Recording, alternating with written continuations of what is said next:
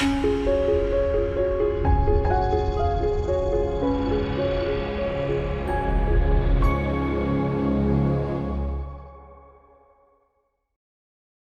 everybody, I have returned from CrimeCon. I know you thought I was never going to make another video again, but I have a video, and a lot of my cards for the video are actually crime themed. So it's sort of a meta video. Now you'll notice in these samples all of this glorious texture that I got on my gel prints. This is a fun and unexpected way to make yourself think you're as good as Seth Apter at creating texture with some sort of unexpected items. We actually did this at my retreat, and it was so much fun. Now I'm using Liquitex ink today, and the first thing I'm going to do in this video is make a huge mistake because I love to do that for you. I did not shake the blue ink. So you're going to notice that it doesn't really adhere to my gel press all that well in its unshaken format. See how you have to shake up the acrylic portion of this ink so that it's mixed in with the little binder, and I didn't do that, but whatever. Perfection is for serial killers. We're just making art. I'm going to drop a couple of colors onto my gel press and brayer them out, and you can see the blue resisting me as hard as it can, but I'm just going to power through because I'm plucky like that. And it doesn't really matter, as you're going to see, because I'm going to be using multiple layers of things, including what? Baking soda. What am I even doing? I'm using baking soda to create texture.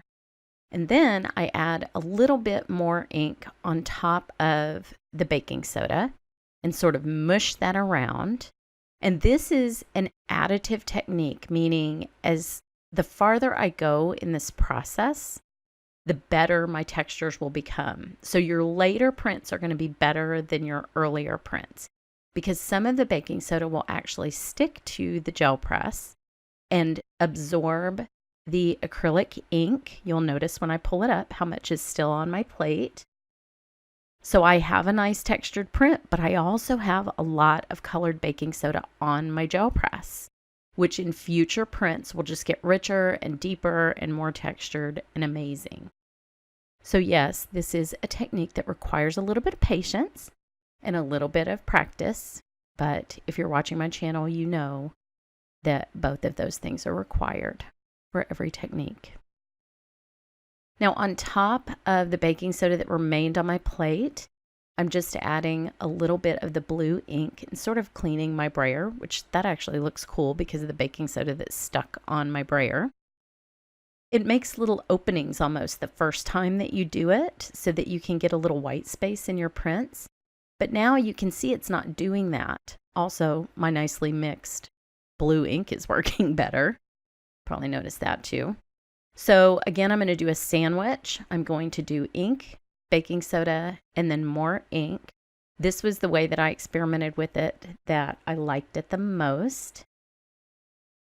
And you'll see wherever the baking soda is absorbing that texture, it just gets prettier and prettier over time. Now with these blues and greens, I'm just going to go ahead and print on top of this one. You get almost an oceany look, which is very fun. And I will use that on some ocean themed cards in the future. But when I pull this up, look, it added all that texture and it left some texture. So it just keeps going and going and going and going. And I'll show you again some of those earlier prints so that you can see how pretty they are.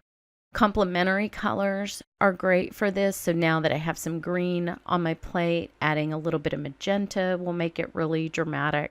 You can do whatever you want with these to get that sort of faux Seth Apter look. I took a class with him at, not this Creativation, but the last one.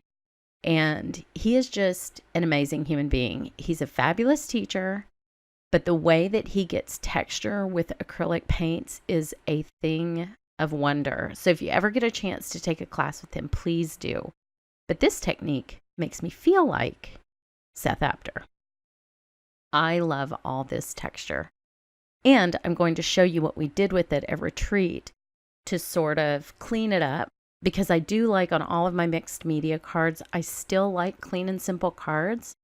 And so I find ways to make this gloriously messy mixed media that I like to do very clean and simple.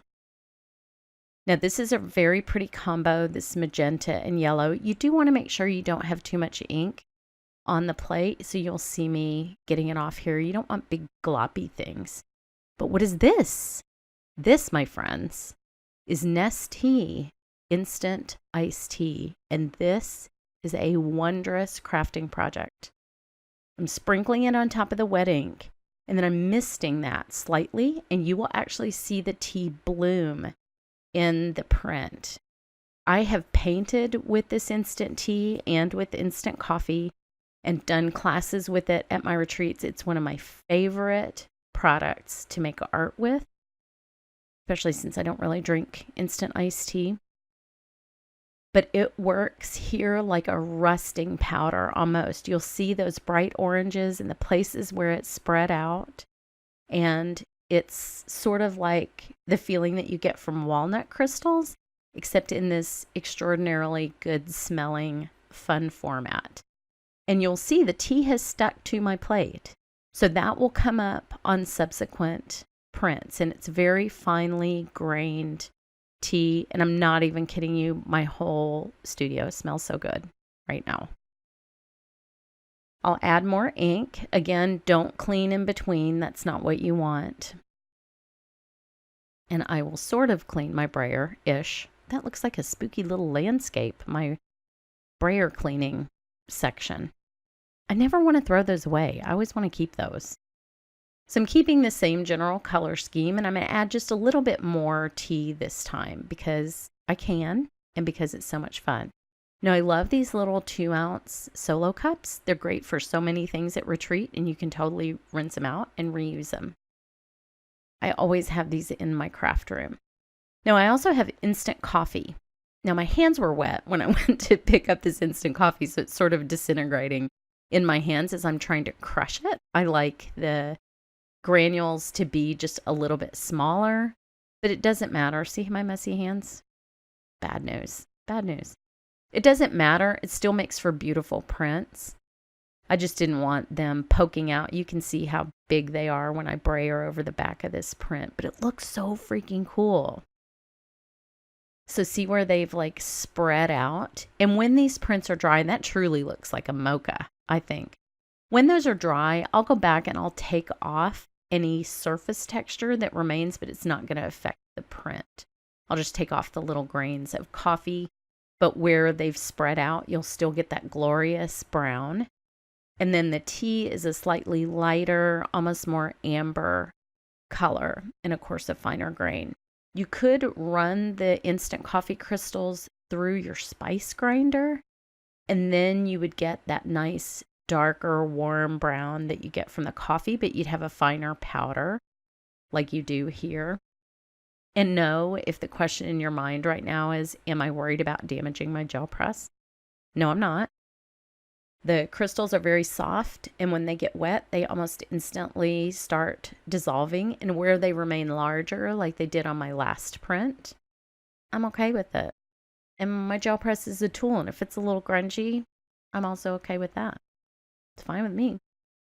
Now I'm going to warm up this mocha print just with the addition of a little bit of yellow and a little more of the grains to make it just pop a little bit more and look more organic. And you can see where the baking soda preserved that one little white spot. You can always get that wet again and see if you can pick up some of the ink around it. But I actually like the masking property of the baking soda when I'm doing these prints, when you're pulling that first print and it hasn't absorbed a lot of ink yet. That is gorgeous. That just looks like a beautiful piece of aged metal or something. So much fun. So I'm going to show you the ones that I did in preparation for my retreat. Now these were exclusively with baking soda. There is no coffee or tea used in these.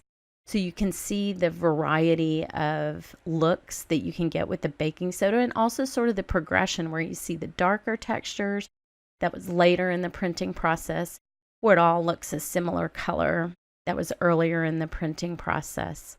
So different and beautiful, and so much fun to make projects out of, especially if you have some collage dies that you can cut these up with and then piece the collages back together. I have the dies that I used linked in the supplies below. I hope that you will give this a try. Thanks so much for watching.